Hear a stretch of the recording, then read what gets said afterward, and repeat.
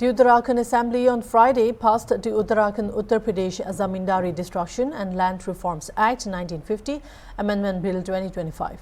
Chief Minister Pushkar Singh Dhami hailed the passing of the bill as part of a series of historic decisions made by his government to move the state towards innovation. On Friday, while discussing the bill in the Assembly, the Chief Minister said that the amendment was not the end but the beginning of land reforms.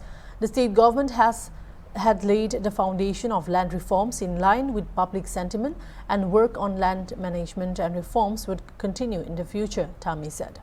The Chief Minister said that permission for purchase for agricultural and industrial purposes in the state was given at the collector level. It has now been abolished in 11 districts, and provision has been made to take decisions at the state government level only in Haridwar and Uttam Singh Nagar.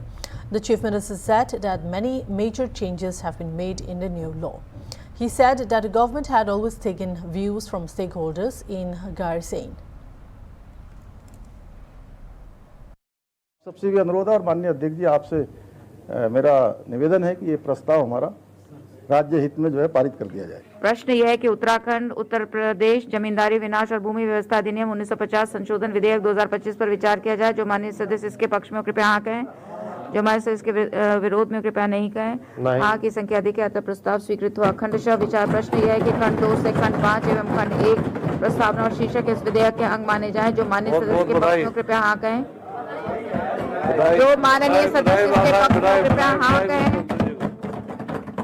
हाँ कह दीजिए। जो माननीय सदस्य इसके विरोध में कृपया नहीं कहें। हाँ की संख्या अधिक है, अतः प्रस्ताव स्वीकृत हुआ। State Assembly LOB Yashpal Arya, however, said the government should bring out a white paper on which industries and people were given state land after 2018 and for what purpose it was used. The government had passed it under heavy pressure, she added. आप नेता प्रतिपक्ष के तौर पर इसे किस तरह देख रहे हैं? देखिए, हमारा कहना है कि जो संशोधन विधेयक कल पारित किया गया है बहुमत के आधार पर, हमने स्पष्ट रूप से कहा है कि सरकार को श्वेत पत्र जारी करना चाहिए कि 2018 के बाद किन किन व्यवसायिक घरानों को, किन किन लोगों को ज़मीनें दी गई और किस प्रयोजन के लिए दी गई, क्या उसका उपयोग किया गया है, जिस उद्देश्य के लिए दी गई ज़मीनें, भूमियाँ, क्या वह आज उस ज़मीनों में उन्होंने जिस इंडस्ट्री लगाई है, होटल खोले हैं, शिक्षा के क्षेत्र में उन्होंने अगर अनुमति मांगी है, तो हमने कहा एक श्वेत पत्र सरकार को जारी करना चाहिए।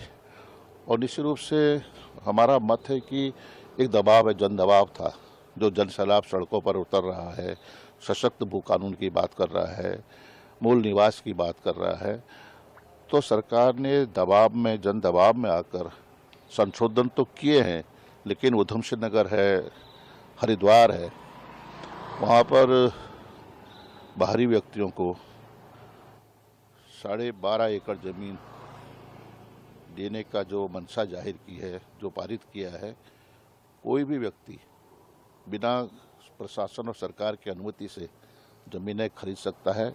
और दोनों ही फर्टाइल लैंड हैं, डिस्ट्रिक्ट हैं, जहाँ पर खेती होती है, फसलें होती हैं और गन्ना का उत्पादन होता है, धान और गेहूं की होती है, प्रचुर मात्रा में होती है। अगर वहाँ पर इस तरह से ज़मीनों की खरीद फरोख्त होगी तो संभवतः वो ज़मीनें भी वहाँ पर जिस उपयोग के लिए आज तक हम एक उस क्षेत्र में काम कर रहे हैं, खेती कर रहे हैं, काश्तकार, छोटे मझोले बड़े काश्तकार काम कर रहे हैं, तो मेरा मानना है कि ज़मीनें वहाँ भी सब मिल जाएंगी। और जैसा पहाड़ आज खाली हो गया, तराई भी बिल्कुल खाली हो जाएगी। हमने इसका विरोध किया है।